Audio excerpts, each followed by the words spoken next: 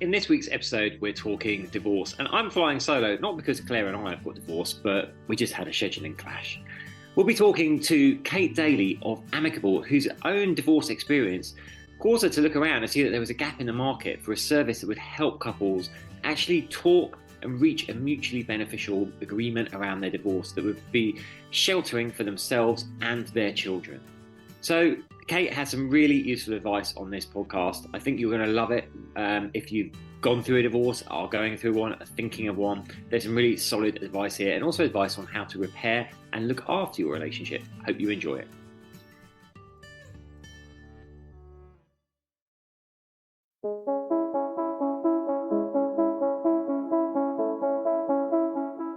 Hi, I'm James Davis. And I'm Claire Davis. We're the Midlife Mentors, here to lift the lid on how to achieve health and happiness. The balanced, no-nonsense way.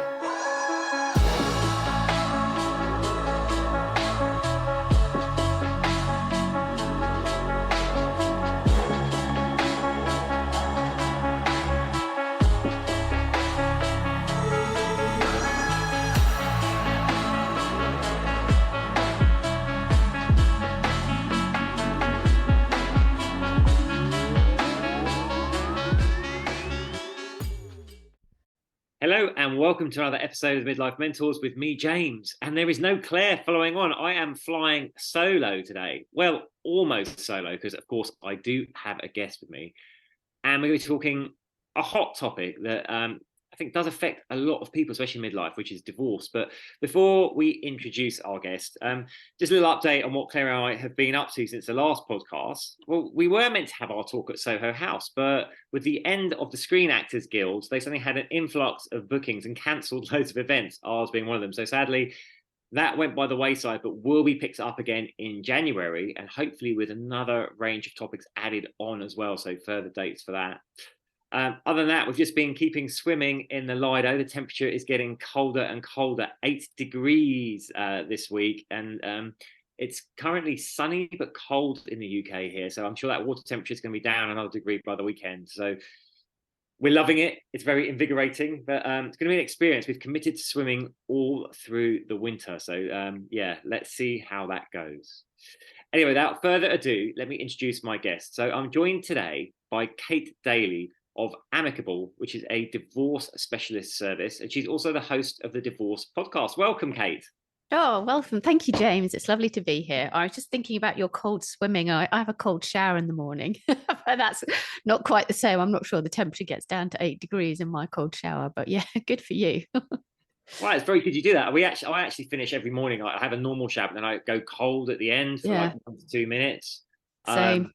Yeah, it's great. Makes a massive difference, doesn't it? I really think it definitely has a mood boost, and I think it definitely impacts your immune system as well. So yeah, I've been doing that for about a couple of years now. Yeah, so, fantastic. Good on you. But yeah, I have to say, having doing the cold showers and actually getting into 8 degrees cold water, quite different. Yeah, very invigorating though. So Kate, just tell us a little bit. We all know that midlife divorce rates are rising, and statistics say that more and more divorces at midlife are being initiated by the women in the partnerships. Do you have any kind of view on why that is?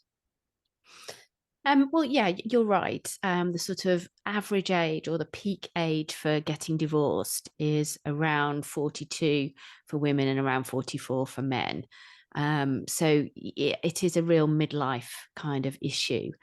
I think, and you're right to say that in the sort of under the old law system, it was a lot more stark because there were a lot more women who initiated the divorce than there were men. Now we have a system where you can actually do a joint divorce, then it's kind of not as stark anymore. But yes, typically women are more likely to articulate their dissatisfaction. So it's not that women are more dissatisfied, but they're just more willing to articulate it and actually want to bring about a change in circumstance rather than men. So there is quite a gender imbalance in that. And I, as I say, I don't think it's because women are necessarily more dissatisfied. I think it is just tend to be more action focused, and a lot of men will deal with it by compartmentalizing. So just putting up different walls in their head so that they can carry on with their life and not rock the boat. Whereas women tend not to do that. They're not as good necessarily as, or choose not to compartmentalize in quite the same way and want everything to be kind of just out there, talked about and discussed. And sociologically, it's been more typical of women to talk about their dissatisfaction than it has been for men. Typically, men tend to bottle things up a lot more. And I think that is definitely changing, but we've still got a lot of kind of societal unpicking to do around that at this point. There isn't quite the same balance between men and women yet, but it is becoming more common to find men talking about their feelings and about unhappiness or dissatisfaction in relationships and approaching their partner for constructive conversation. So it's certainly on the change. But yes, traditionally, it's just been a lot more female focused and female driven. Yeah, it's so interesting you say it. Actually, I was just reading something the other week saying exactly what you were saying, that women are much more likely to actually not to put up with dissatisfaction in a relationship, to voice it and to be prepared to, to change it or leave it, whereas men will just kind of not want to rock the boat, I think. Yeah, I And think that's it. Yeah. I think for a lot of men, if they're dissatisfied, it's almost they fear saying it for upsetting their partner further. Certainly, when I speak to my peer group, that's the thing. It's just like, I kind of want the easy life. So even though I'm not happy, I won't articulate what I'm feeling just to not rock the boat further. I think, we need to start having those conversations and opening up, because when we communicate, it obviously brings awareness to the fore. Then we can start to, work on the issues that are there, and either patch things up or go our separate ways. Now, I know that your company, Amicable, is very focused on actually having it's inverted commas, a good divorce, right? So can you just talk a little bit about how that came about and your personal experience? Yeah, well, I've been divorced twice. The first time I was quite young when I got married. We realized pretty quickly that it wasn't going to work, and so that was quite a sort of function. I'd call it quite a functional divorce, because we didn't have any children. We just bought a house, so we're both working. It wasn't there wasn't much to argue over. We both were young, and we knew we were going to sort of form our onward lives. So when I then remarried and had children, and it was a lot more complicated than when I went through a second divorce. And maybe also because the first one had been quite smooth, I wasn't expecting what actually happened, which was a very long, painful, drawn out process. I was escaping from an abusive relationship, so that had been going on for many years, and it was difficult to sort of get to a point where I was brave enough to voice that I was going to leave. And then, I don't know how much you know about it, but typically in an abusive relationship at that point, the victim decides to leave, that becomes a real pinch point, and it did for us. And then when you throw in the kind of legal system on top of that, that exacerbated things rather than like calming things down, putting some distance between us. It seemed to ratchet everything up. And coming through that, having gone through that both emotionally and financially, at the end of it, it spent huge amounts of money. It had taken an extremely long time, and we were in a worse position. Even though we were in a pretty bad position to start with, we were in an even worse position by the time we came to the end of it. And I started to think, well, okay, I had difficult circumstances anyway, but really, was that how it had to be? Did I do something wrong? How did that become such a big mess? And the more I started to look into it and look at alternatives perhaps that we could have used or things that we could have done differently, the more I realized that the legal system just wasn't very helpful. And I think it sort of occurred to me that the legal system is based on an adversarial system. It has to be, from a criminal perspective. But to try and then superimpose an adversarial legal system onto a family, it just didn't really seem to work. And I kind of started to think, well, I wonder if there is a different way. Obviously, there has to be some elements of the legal system you can't avoid, but maybe there are other ways of navigating those early times that could get people onto a better pathway that wouldn't lead them all the way down that legal route. And maybe if people worked together and saw family separation and breakdown as something you could do in a positive way with your children in mind, where you could come out as really good, strong co-parents, then that would be a better way of looking at it. So I sort of assumed it must be out there and maybe I hadn't seen it. And the longer I looked and the more I couldn't find it, the more I started to think, well, actually, I think there's something in this. And so if it's not there, then I'll create it. And I knew from sort of a personal perspective that I wanted to be able to do this at scale, and that wasn't my bag. My background is counseling psychology. I could understand what sort of product and service we'd need, but I didn't know how to monetize that or how to grow it or how to turn it into a brand and a big company that could help lots of people, because that's what I wanted to do. I didn't want to just be Kate in Southwest London doing the local people, or that I wanted to have something that lots of people could benefit from. And so that's why I went into business with my co-founder, Pip Wilson, who had a business and technology background. And she and I talked about how we could scale the business, and how we could turn it into something that was, for the benefit of more people. And that's what motivated me. I wanted to help lots of people to avoid a really sort of old-fashioned and adversarial way of separating. And that's kind of how Amicable came about, born out of my own experience and a desire to stop anybody going down the same route that I had, or help people avoid that. I think it's great when businesses launch from personal experience like that. It's the And same for you, isn't it? it's the same for us. It's the same. Like I've obviously gone through divorce. Claire's had 2 divorces as well. And it's so interesting what you say. It is an adversarial system. So even if you start out being amicable, um, and here's the thing, it's not actually in the best interest of the lawyers always for you to be amicable. If you're being really cynical, the longer they can drag it out, the more money they earn. I was very lucky with my divorce, and Claire was with hers. That they were quite clean and quick, and they did remain amicable. But of course, you do hear horror stories of people being years down the line, and all the money's gone, but they're still arguing over what's left, which is nothing because the lawyers have got it all. So I think there's definitely such a need for what you're offering now. Tell us about the kind of makeup of your team you have at Amicable. So if someone came to you, like what could they expect in terms of the people they'd interact with?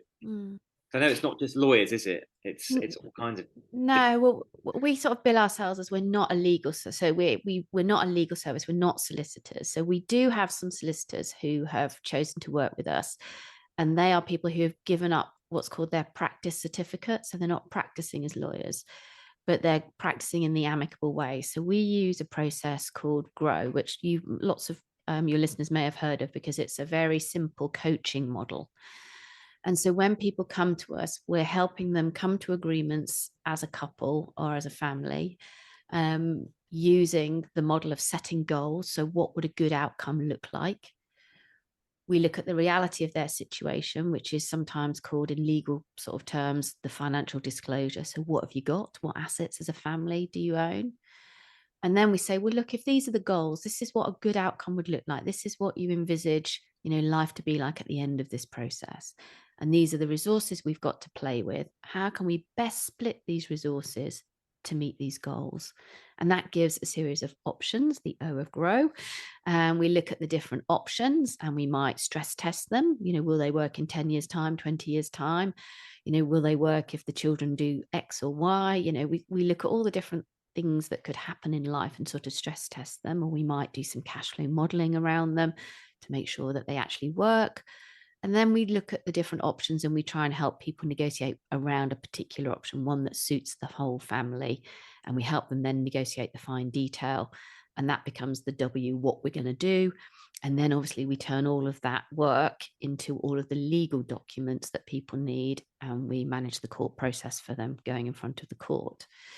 So alongside that, you've got the divorce process itself, when people are sort of ending the legal marriage, so we can do the paperwork for that. But there's nothing really much emotionally to commit to that process anymore, because we now have no fault divorce. So you can agree as a couple that you're going to divorce each other, a joint application, or you can do a sole application if that's more representative of kind of what the situation has been. So people get a choice, joint or sole.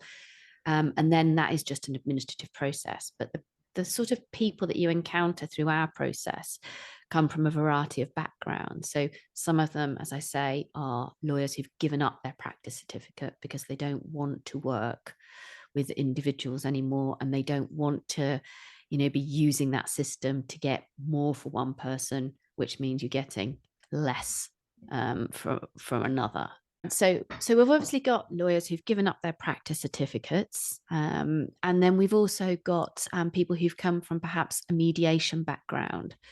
So they might have been working with couples in the past to help them in a mediation process, and they've come to use the amicable grow and negotiation process, which is different to mediation. Maybe we'll talk about that in a bit. And then we've got people who've come from my kind of background. So they've got a psychological background. They may have been family consultants, or they may have been child specialists. So there's a variety of different people. All of them are trained in the legal, but more importantly than being trained in the legal, they're trained in conflict resolution, negotiation, and in working with couples. And that's the key, because this is really about the interaction between two people.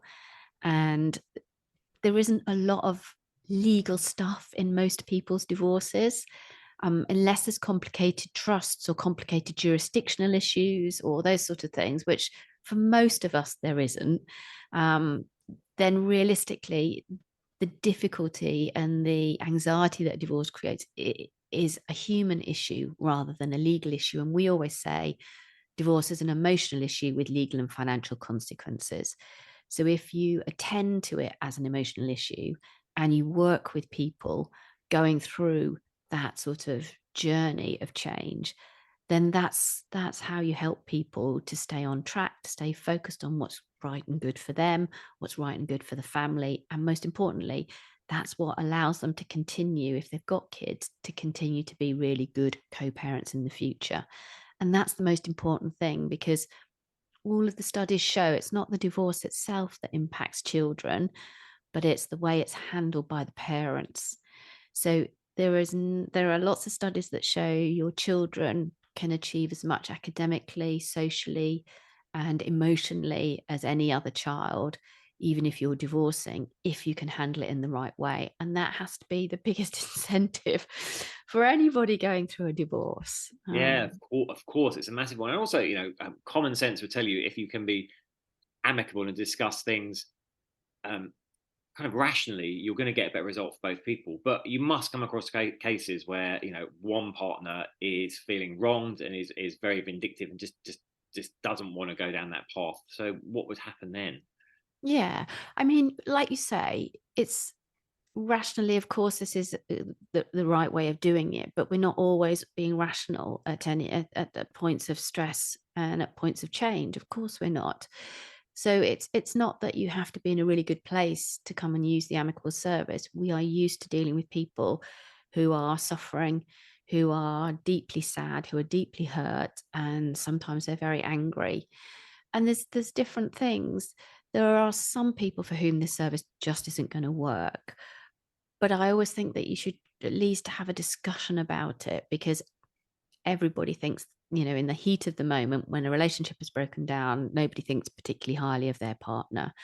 And honestly, if I had £1 for everyone that said they were living with a narcissist, then I would be a millionaire. It's such a buzzword That's now, such isn't a it? buzzword. It's Oh, he really was such a frustrating. narcissist. Yeah, it's such And the I'm one living with a before, and the one narcissist. before. Yeah. And narcissistic personality disorder is less than 0.5% of the population. It's a tiny, tiny, tiny percentage. And therefore, you've got to be a bit careful using these buzzwords, because they're not particularly helpful. It's okay to be hurt. You don't need a label. You don't need a big diagnosis. It's all right to be hurt. And sometimes helping people understand that they're on a journey, and that there are different points in the journey depending on sometimes whether they've been the instigator of the split or not. That can be helpful in just centering people to say, okay, I'm feeling like this. I'm entitled to feel like this. But I can deal with that slightly separately and bring my rational side to working out what we need to do on a practical side. So I always think it's really good for people to have counselors or therapists involved in their divorce journey, because that's where you can take the hurt. That's where you can learn about patterns in relationships that will then help you make different choices next time and potentially help other people around you as well. So I think having a specialist when you're feeling really hurt is important, and sometimes taking a little bit of extra time. If you're the instigator, usually you've been thinking about this for several months, if not years, and therefore you're all ready to go and in a rush to get things sorted. You cannot understand why your partner is not on the same page of wanting to sell the house and get the stuff sorted and divide the pensions and everything else. And it's frustrating.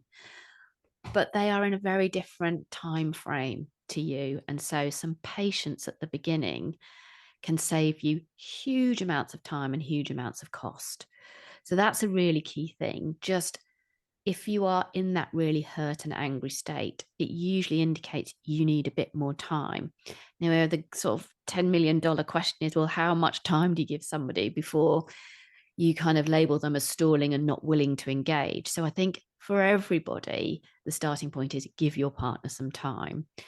If in 3 to 6 months' time, nothing has moved on, and they're not willing to accept any kind of therapeutic or supportive coaching type help, they're not doing anything, they're just stuck, then you might need to think about a different process where you can force the agenda a little bit more. So, having a solicitor to write a letter or using the court process or something like that. For some people, it's absolutely necessary. So it's not that amicable is achievable for everybody, but you don't have to be amicable at the moment you're looking for a service. We can still help you with that emotional journey. That is our skill set, to help people with the emotional journey. So particularly when you've got kids, if you want to try to maintain that co-parenting relationship and to have that relationship in the future, then finding a service like amicable is a really good shout, because we can help with that emotional journey.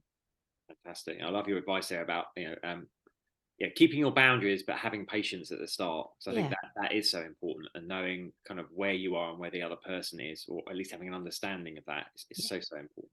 Yeah. So something I wanted to ask you about, Kate, is I guess it's from personal experience with divorce. Like, I think as we think of divorce, we think of the pain and the emotion between the two people involved, and if they have children, between the children. Mhm. But there's a broader context as well. I think you have family, and I don't mean like the children here. I mean Mm. like the parents, Mm. the groups of friends. How do people go about unpacking that? I mean, you get a situation where you're kind of like dividing friends up, or deciding whose friend, and what the Yeah. kind of boundaries for seeing each other socially. What's your advice on that? Well, it's a really interesting one, isn't it? Because we've done some surveys and some research on this. We have a friends and family campaign running at the moment, and we've done some work to look at the impact of friends and family on divorces and what happens. And what we can see is that lots of people, when their relationship breaks down, they turn to friends and family for advice. And this can be either a very positive thing, but sometimes it can also be a very negative thing as well. So there's advice and there's support, and knowing who to go through to for advice versus support becomes quite key in looking at outcomes in divorce as well. So our friends and family love us, primarily us as the individual, don't they? And your family in particular rather, will be batting for you and will be nervous for you and worried for you if you're going through a divorce. And so sometimes their advice is based on their fear rather than really what's going on in your relationship. So you can often get some kind of bum steers from family because they love you and because they care about you and because they're worried for you, but it doesn't make their advice right. So I think you have to be very careful about taking advice from family and friends. And what we would say is make sure you get some proper advice from a legal professional or, an amicable type service, and use your friends and family for support. But it's very tricky as a friend and family member, because you don't want to you don't you have to try to a fine line. You want to support your person, but at the same time you've got to remember that anything negative you say about the other person is only going to damage the relationship between potentially two co-parents. And if there are children involved, it's particularly important as a friend or family member of a divorcing person is to keep your sort of opinions about the other person to yourself. There is a big difference between the individual venting about their partner and you joining in. You can support them without joining in. And that's really important because you don't want to demonize the other person. The other person, as I say, particularly if you've got children, is going to play a role in their lives.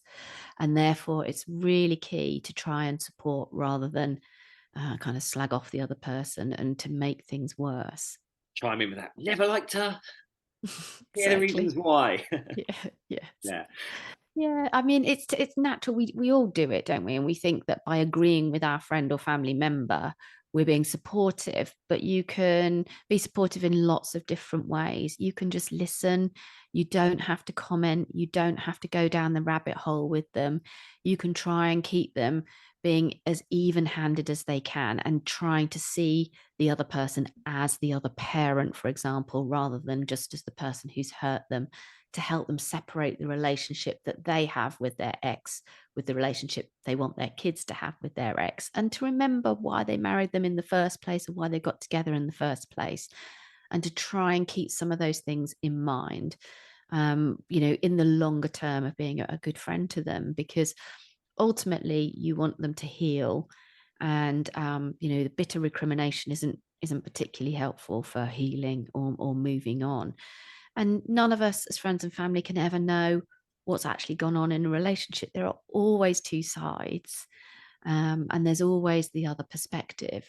And so just trying to support rather than defame is definitely something to watch for friends and family. And it's important to think about how you're going to communicate to them as the couple. If you're the couple who are separating, then it is important to have a conversation about who you're going to tell in what order, what you're going to say to friends and family. And we work with a lot of people now where we do some sort of scripting and coaching because they actively don't want the other person criticized or blamed. And they want to make sure that grandparents are saying positive things to the children and that kind of thing, both about both parents, and that they are being supported as a parenting team.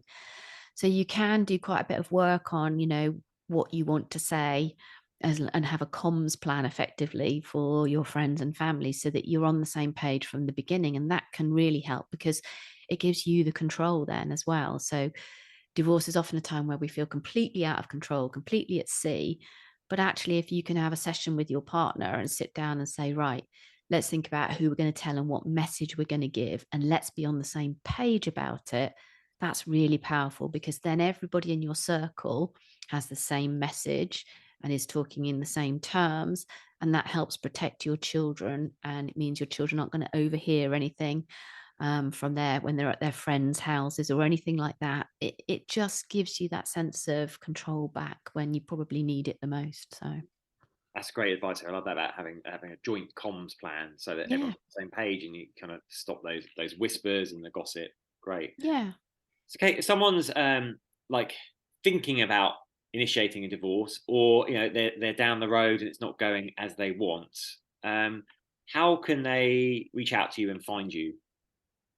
I think you've got to be sure before you reach out to anybody, you've got to be sure the relationship is over. And therefore, you need to think about, have you tried everything to get this relationship back on track? Because if you haven't, then that's going to live with you. So you've really got to do your work on trying to understand, is this relationship salvageable? So the first thing anyone should really be doing is talking to their partner and thinking about getting some relationship help and counseling, whether that's coaching or counseling, or whether it's the two of you sitting down and thinking about what's important to you, where you want to go, what the next phase of your relationship looks like.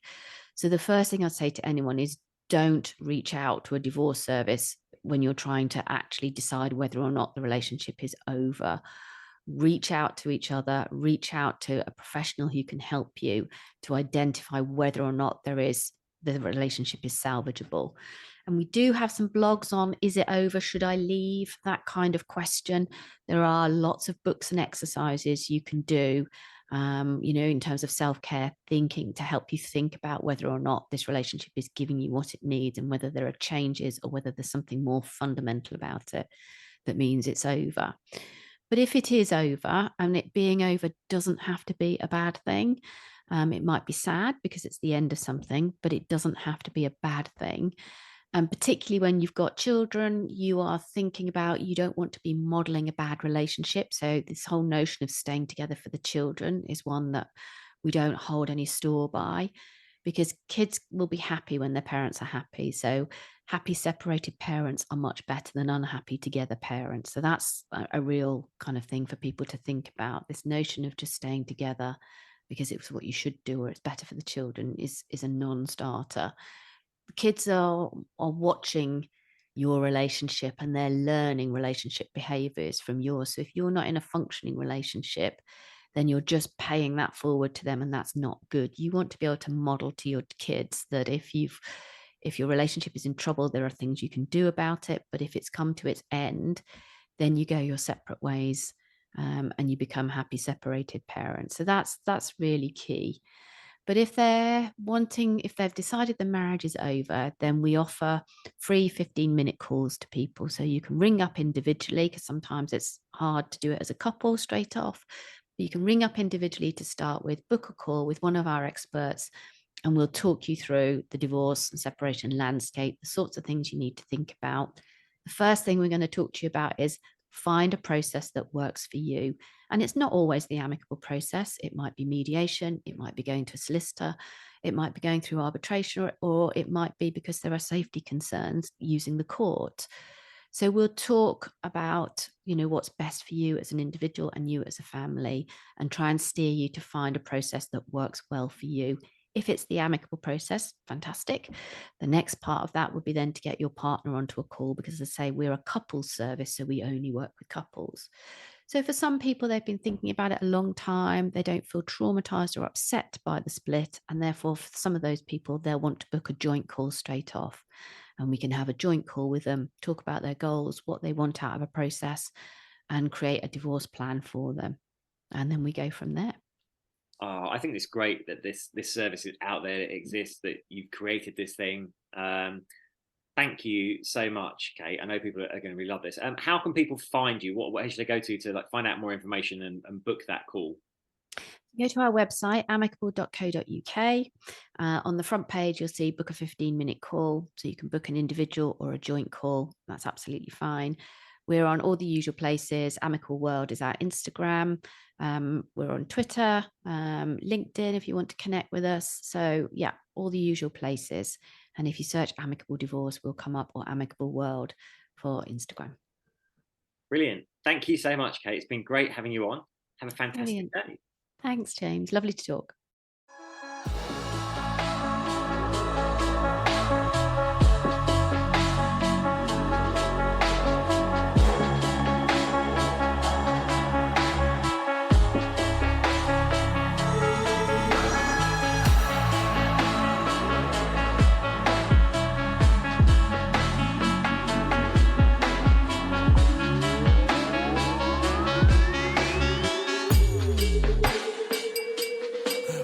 Yeah. You've been listening to the Midlife Mentors with Claire and James Davis. We'd love to hear from you. So drop us a line at info@themidlifementors.com with any questions or topic suggestions. And make sure you join us on our Facebook page and YouTube channel. You can find us under the Midlife Mentors. Yeah. What? Yeah. Yeah. Yeah.